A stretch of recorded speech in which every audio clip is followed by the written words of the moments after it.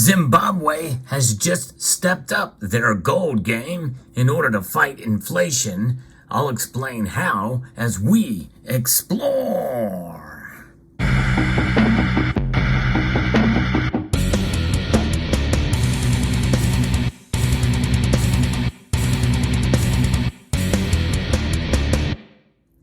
I'm going to be referencing a story that just literally came across the wires as shared with me by one Rick Engman. This is fascinating, but it does raise some questions. Now remember, before I share the story, you have to keep in mind that anything that man gets involved in, well, it's ripe for corruption. And Zimbabwe is no stranger to corruption, but they are doing the right thing. For many of you, you likely have seen my most popular video now talking about how the Zimbabwean government has essentially stuck a middle finger to the International Monetary Fund when they recommended against going to gold in order to fight inflation. Think of this as their inflation fight phase 2 with gold. In this video, as we talk about it, they're going to be using gold again and make it more available to more Zimbabweans. If you enjoy stories like this, I hope you will consider pressing that thumbs up button down below as I report to you the latest news on precious metals and how gold and silver can indeed protect not only our lives, but save a nation. Is this what's going to be happening in Zimbabwe? I'm somewhat skeptical, as many of you probably will be too when you find out how they are going to be using gold. The Reserve Bank of Zimbabwe, as reported to by Cointelegraph.com, is set to introduce a gold-backed digital currency to serve as legal tender in the nation. The move is a government initiative to stabilize the local currency from its depreciation against the United States dollar. So, in my view, that is a step in the right direction, because corruption can occur with paper dollars, that's for sure, and we know that Zimbabwe is no stranger to that.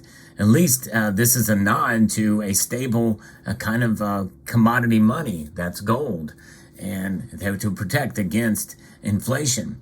According to a report from local media, the move will allow small amounts of Zimbabwe dollars to be exchanged to the digital gold token, enabling more Zimbabweans to hedge against the currency volatility. Central Bank Governor John Mangudya said that the plan intends to leave no one and no place behind, which is a little bit of a strange concept because I imagine that probably the vast majority of Zimbabweans are unbanked and probably even don't have any access to the internet or limited access to the internet is my guess. And you would probably need some sort of network connection in order to transact. Zimbabwe's currency trades at 1,001 Zimbabwean dollars against one American dollar, but is normally exchanged for 1,750 of those dollars on the streets of Harare, which is the country's capital, according to Bloomberg. Zimbabwe's annual consumer price inflation reached a one-year low in March at 87.6% from 92% in February. You thought our inflation was bad at 5%. Imagine living in Zimbabwe or in other countries like Argentina right now where it's at over 103%. And so Zimbabwe's annual consumer price inflation, it's steadily going down. And some of that may be due to the fact that Zimbabwe last year was a highly publicized story. I covered it multiple times. They were selling 1 ounce gold coins to the public. Of course, they're very expensive. Not many people can afford an ounce, and they were relatively limited in mintage. They didn't have fractional. And there was no talk about it. I think there was some buzz that there may be some fractional versions, but essentially probably were bought by people who didn't need to have them really, but I guess it helped fight inflation at least to some degree there by utilizing them, but they were not accessible to the general public. This looks like a nod in that direction to make them more accessible. When you buy digital gold, you can buy it in very, very small increments, but I think really in a way, the Zimbabwean government should probably consider doing fractional gold pieces for their citizens to have in their possession. Places, things like quarter ounce or 10th ounce pieces or what have you. I think that would be probably a better avenue to go, and make it for the unbanked as well too, make it more affordable. And, you can go down as small as pieces like this, which are a half a gram of gold. Pretty tiny little pieces of gold that you can accumulate. Of course, if you have it in a plastic container like this, it protects it and it makes it harder to lose. And so you can have it around. But your fractional gold, by the way, can be had for cheaply, especially pieces like this Mexican piece here. And that is one way to be able to buy gold. If you're considering gold as part of your portfolio, it can be bought relatively inexpensively compared to other gold items. So according to Mangudia, the exchange rate in the parallel market is expected to stabilize after tobacco farmers receive their United States dollar payments in the coming weeks. Yeah, that's right, dollars circulating there in Zimbabwe. The authorities said that the current exchange rate volatility was caused by expectations of increased foreign currency supply on the market due to tobacco season. The monetary dysfunction in Zimbabwe led to a lack of small changes in the country, according to a Wall Street Journal report from March. Businesses have started printing their own money, often on handwritten scraps of paper, so users can pay for future purchases. Wow, little promissory notes. Can you imagine? And that's happened before, even here in the United States. In fact, tobacco itself used to be used as currency. Pretty crazy. Zimbabwe has been fighting against currency volatility and inflation for over a decade. In 2009, the country adopted the U.S. dollar as its currency after an episode of hyperinflation. In fact, they created the new Zimbabwean dollar in January of that year, and that replaced the $100 trillion bill. Many of you have seen that on my channel. I've shown that note. But the Zimbabwe dollar was in 2019. The Zimbabwe dollar was reintroduced in an effort to revive the country's struggling economy. Last year, the government decided to use the U.S. dollar again in a bid to curb surging prices in the country. And of course, they minted those gold coins as well. This article doesn't mention that. Crypto adoption has grown in many African countries as a result of the economic challenges. In fact, that's why Nigeria went to a central bank digital currency. It's crazy how they're adopting this stuff. It is essentially the future, but it is ripe for corruption, and I think much easier way to corrupt that than the current system. But nonetheless, that is something you have to consider as well too, as it's being adopted, to be able to use the technology to provide a system of checks and balances, something that kind of constrains it. But anyways.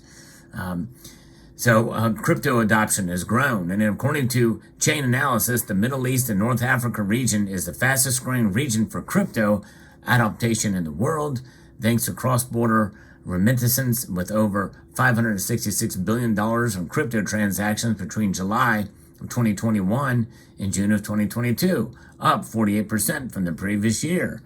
So you're seeing more and more adaptation of cryptocurrencies in Africa. I mean, technology is growing around the world for sure. People are having more and more access to such things and technologies. And so they're going to probably be more bold with it in the coming days. So a gold-backed digital currency seems to make sense, at least in part, for the African country, as long as it's not corrupted as bad. But hey, nothing is perfect, right? So that's kind of where it stands. Now, again, I can't help but reiterate, if they're going to do that, I think that there's got to be a way to be able to back that gold currency up and exchange it for fractional gold, if they so desired. And that's going to give them the confidence that what they have going is legitimate and not corruptible. What is the likelihood of that happening? I would love to know. Doesn't look like there's any likelihood of that happening, though. Gold is a metal that certainly is trusted and well known by nations around the world, and African nations as well included. In fact, South Africa is very well known for being one of the largest gold mines and the deepest gold mines in the world. and for their Krugerrands, which was the very first 1 ounce gold bullion coin in the world, first issued in 1967. So with that kind of track record, Africa certainly is well known, and so it would be very interesting to see if they were to back this up with a vault and a security to be able to allow people to transact and to transfer for their digital gold for physical gold. I think then and only then can it work. In other words, you give people the chance and the opportunity to be able to say, I'm gonna transfer $200 worth of gold, let's just say, of digital gold, and I want the smallest amount possible, which is going to be 1/10 of an ounce. And then you mint 1/10 of an ounce gold coins with the images that we saw for the 1/10 ounce or the 1 ounce gold coins that made news last year. I think if you do that and allow the people to transact, or maybe do them in grams or what have you, you do a 1/2 gram, you do 1 gram, then you do 1/10 of an ounce, or whatever weight you so desire. You allow people to have a little bit of gold in their possession. That's going to give them more confidence in the digital, because they are literally taking possession or hold of if they so desire. I think that would be a great way to instill confidence that the system is actually working. Because if then and only then, especially in a country known for corruption, well, I think something like this could work. So that's my thoughts on it. Let me know what your thoughts are on this story. Fascinating. And thank you again, Rick, for sending this story to me. Found it quite fascinating. And I'd like to extend a multitude of gratitude to all of you for taking the time to watch this video, and to encourage you to please rate, share, comment, and subscribe.